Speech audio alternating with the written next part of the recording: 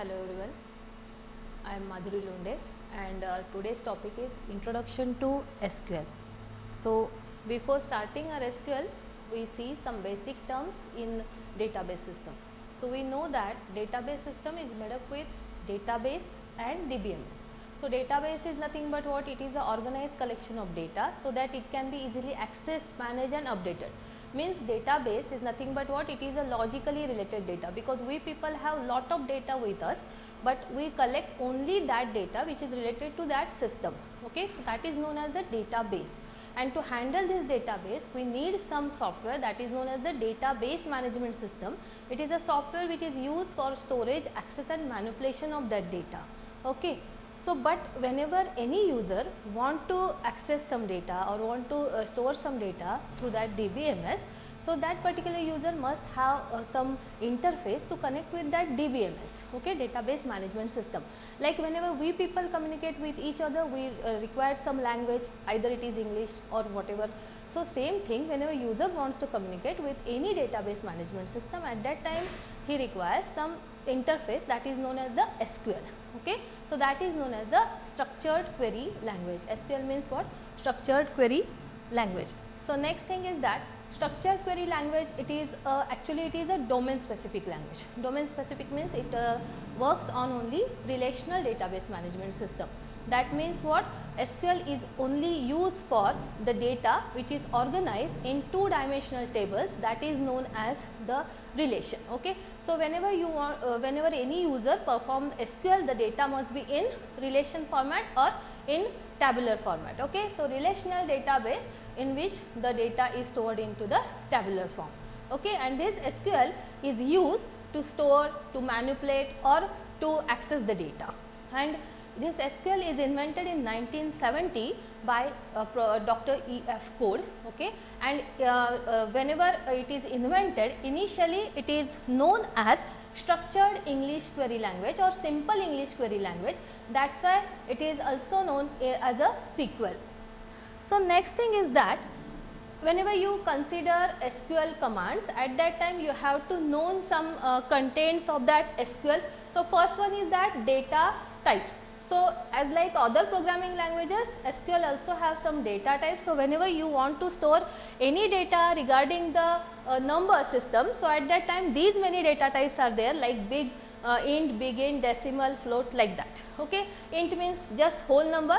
If you want to store some large data, at that time you people use big int.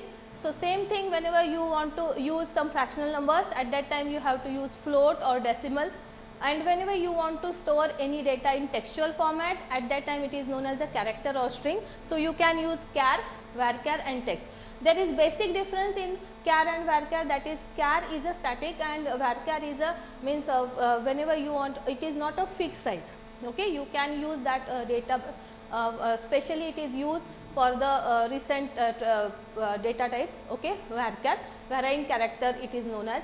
And next is that whenever you want to store any date and time, at that time you people use the data type like date and time. So next thing is that constraint. So constraint is nothing but what? These are some rules. Whenever you want to store any data, at that time, at the time of designing, you have to give some rules, okay, or give some constraints on that. So that in that first one is the primary key. So primary key is nothing but what? Whenever you want to identify each record uniquely, at that time you have to set that column as a primary key. So for example, if you want to store the records of number of students, at that time I have to identify each and every student by using the roll number. So I have to assign that roll number as a primary key. Second thing is that not null. So it ensures that the column does not have null value. Null means what? Either you don't know the value or you want to you don't want to give anything. So that is not known as the null value.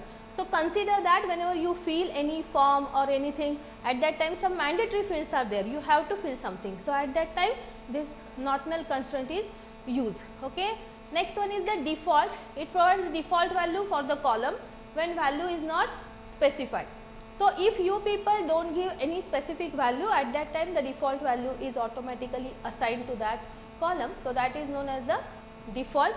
Next one is the check constraint. Check constraint means what? It ensures all the values of the column which must be that must be satisfy certain condition. So whenever I want to insert some value, at that time that particular conditions check automatically, and if that conditions gets followed, then only that data is successfully saved, otherwise it is rejected. Next, last one is that unique. Unique means what? All the values in the column must be distinct, means no any repetition, or repetition must not be allowed. So at that time, if you want to store only distinct data, so you have to assign unique constraint. Okay. Next, these are the types of SQL commands.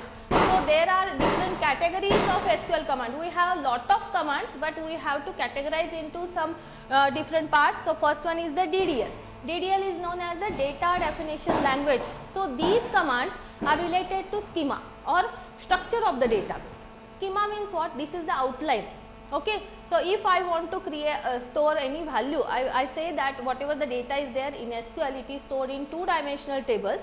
So first of all, you have to create the outline of that table, means how many columns are there, what type of data is going to be stored. So all these things are decided previously, and then only you can store the data. So that type of commands are known as the data definition language. These commands are related to your schema. It is not related to actual values of the data. It is related to only the schema of that. So first command is create. So first of all, this command is used to create the objects. Objects means either you can create new table or new database. Second one is the alter. Alter command is used whenever you want to change the schema. I say it is related to schema, means it is related to design of that. If you want to add new column, or if you want to change the property of that column, at that time you people use alter command. Next is the drop. So whatever the structure is there, if you want to drop that structure, if you want to remove that structure, at that time drop command is used. Okay. And the next one is the truncate. Truncate means if I want to remove all the columns of that table, at that time I have to use truncate command. Next is the if I want to change the name of that table. Suppose I give the name stud and I want to give the another name, that is the student. So rename command is used. Next is the DML, data manipulation language. Data manipulation language, in that first thing is that insert. Insert means these commands, DML commands are related to values. DDL commands are related to schema, okay, or structure, but here DML commands are related to actual values. So if I create a table of the student, at that time if I want to add the record of each and every student, at that time I have to use insert command. If I want to change any value, suppose if any address of any student get changed or mobile number is changed and I already inserted that, so at that time you people have to use update command to change that value. Okay.